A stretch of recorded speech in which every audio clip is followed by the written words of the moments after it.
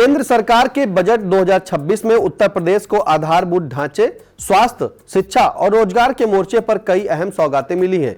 वित्त मंत्री निर्मला सीतारमण ने संसद में प्रदेश के लिए बड़े प्रोजेक्ट्स की घोषणा करते हुए काशी को विशेष प्राथमिकता दी। वाराणसी में गंगा किनारे जलपोत मरम्मत पोर्ट बनाने का ऐलान किया गया, जिससे जल परिवहन और स्थानीय उद्योगों को नई ताकत मिलेगी। इसके साथ ही प्रदेश को 1500 किलोमीटर लंबे 2 हाई स्पीड रेल कॉरिडोर भी मिले हैं, जो उत्तर प्रदेश की कनेक्टिविटी और आर्थिक गतिविधियों को नई दिशा देंगे। फिलहाल पहला high speed rail corridor Delhi से वाराणसी के बीच बनेगा, जो मथुरा, आगरा और लखनऊ होते हुए गुजरेगा। दूसरा कॉरिडोर वाराणसी से सिलीगुड़ी पश्चिम बंगाल तक जाएगा। इन लाइनों पर ट्रेनें 300 से 350 किलोमीटर प्रति घंटे की रफ्तार से दौड़ेगी।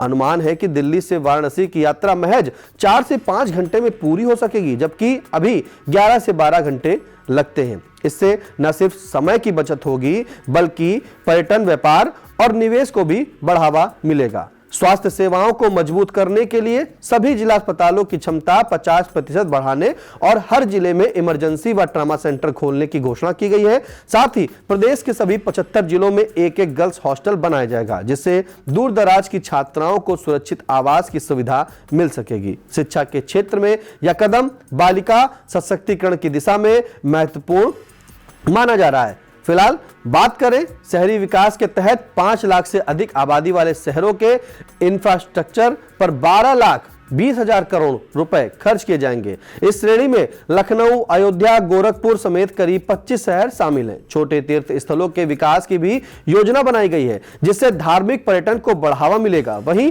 सेमीकंडक्टर 2.0 योजना के तहत नोएडा में बन रहा सेमीकंडक्टर पार्क प्रदेश के युवाओं के लिए हजारों रोजगार के अवसर भी पैदा करेगा। काशी में प्रस्तावित पोर्ट से 2 से 3 हजार लोगों को प्रत्यक्ष या अप्रत्यक्ष रोजगार मिलने की भी उम्मीद है। गंगा के रास्ते माल ढुलाई सस्ती होगी, जिससे हैंडलूम, लकड़ी और कुटीर उद्योगों को बड़ा फायदा मिलेगा। सड़क और हवाई यातायात पर दबाव घटने से प्रदूषण में भी कमी आएगी। विशेषज्ञों का मानना है कि इन परियोजनाओं से हाई स्पीड रेल स्टेशनों के आसपास नई टाउनशिप और व्यावसायिक गतिविधियां विकसित होगी। हालांकि आगामी विधानसभा चुनाव के मद्देनजर इस बजट को लेकर राजनीतिक प्रतिक्रियाएं भी सामने आई। मुख्यमंत्री योगी आदित्यनाथ ने इसे आशा और आकांक्षाओं का बजट बताते हुए कहा कि इससे अर्थव्यवस्था को गति मिलेगी और युवाओं को नए अवसर मिलेंगे। तो सपा प्रमुख अखिलेश यादव ने तंज कसते हुए कहा कि यह सिर्फ सपने दिखाने वाला बजट है। सांसद डिंपल यादव ने कहा कि महिलाओं और युवाओं के लिए इसमें कुछ खास नहीं है।